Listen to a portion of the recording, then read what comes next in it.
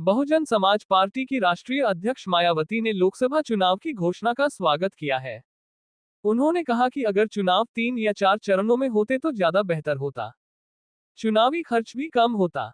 बसपा मुखिया ने शनिवार को जारी अपने एक बयान में कहा कि हमारी पार्टी लोकसभा चुनाव 2024 की तारीखों की घोषणा का स्वागत करती है, लेकिन अगर यह चुनाव कम समय में करीब 3 या 4 चरणों में होता तो ये ज्यादा बेहतर होता। इससे समय व संसाधन दोनों की बचत के साथ साथ चुनावी खर्च कम करना संभव होता। मायावती ने कहा कि करीब 2.5 माह तक चुनावी प्रक्रिया जारी रहने से चुनाव में खर्च बढ़ेगा और चुनाव लंबे समय तक खींचेगा। इस वजह से गरीबों, उपेक्षितों व कमजोर तबकों के तन, मन, धन से चलने वाली पार्टी बसपा को धनवान पार्टियों से सही व ईमानदार तरीके से मुकाबला करना लगातार और भी मुश्किल हो जाएगा। उन्होंने निर्वाचन आयोग से आदर्श आचार संहिता का पूरी सख्ती से अनुपालन कराने का अनुरोध किया। बसपा मुखिया ने कहा कि ईसी को स्वतंत्र व निष्पक्ष चुनाव कराने के लिए सरकारी मशीनरी के दुरुपयोग को पूरी सख्ती के साथ रोकने और विभिन्न राजनीतिक पार्टियों को समान चुनावी अवसर प्रदान कराने के लिए आदर्श चुनाव आचार संहिता का भी सही व सख्ती से अनुपालन कराना बहुत जरूरी है।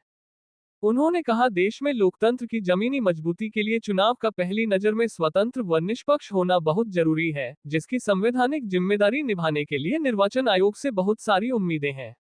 आइए अब चलते हैं अरुणाचल प्रदेश।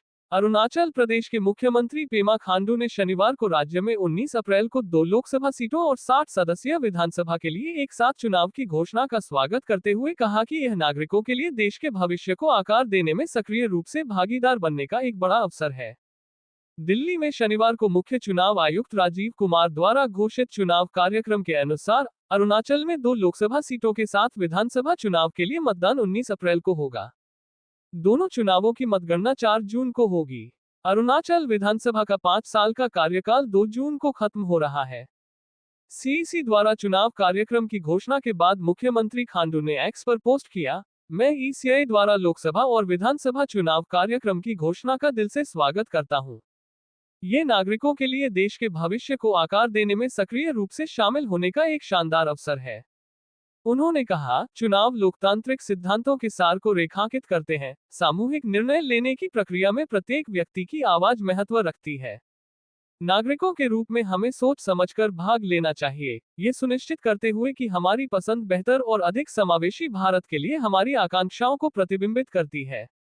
2019 के आम चुनावों में सत्तारूढ़ भाजपा ने अरुणाचल में दोनों सीटें जीती, जबकि राज्य की 60 विधानसभा सीटों में से उसे 41 सीटें मिली। जनता दल यूनाइटेड ने 7 सीटें जीती, नेशनल पीपुल्स पार्टी ने 5 सीटें जीती, कांग्रेस ने 4 सीटें हासिल की, पीपीए ने 1 सीट जीती, जबकि 2019 के विधानसभा चुनावों में 2 स्वतंत्र उम्मीदवार भी विजयी हुए थे। भाजपा ने पहले ही सभी 60 विधानसभा सीटों के लिए उम्मीदवारों की घोषणा कर दी है। इसके अलावा केंद्रीय मंत्री किरेन रिजिजू को अरुणाचल पश्चिम लोकसभा सीट से और तापिर गांव को अरुणाचल पूर्व सीट से फिर से उम्मीदवार बनाया है।